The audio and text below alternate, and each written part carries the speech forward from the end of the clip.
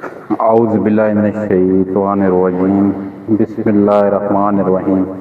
حدیث نمبر 7۔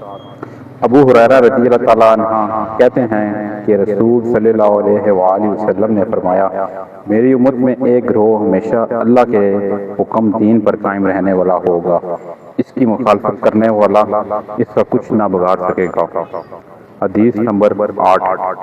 ابو حنبہ خولانی رضی اللہ تعالیٰ عنہ سے روایت ہے کہ انہوں نے رسول صلی اللہ علیہ وآلہ وسلم کے ساتھ دونوں قبلوں کی طرف نماز پڑھی تھی۔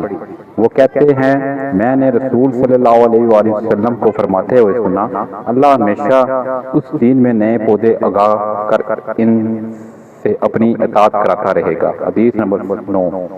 شعیب کہتے ہیں کہ معاویہ رضی اللہ تعالیٰ عنہ خطبہ دینے کے لیے کھڑے ہوئے اور کہا، تمہارے علماء کہاں ہیں؟ تمہارے علماء کہاں ہیں؟ میں نے رسول صلی اللہ علیہ وآلہ وسلم کو فرماتے سنا، قیامت تک میری امت میں سے ایک گروہ لوگوں کو پر غالب رہے گا، کوئی اس کی مدد کرے یا نہ کرے، اس کی پرواہ نہ ہوگی۔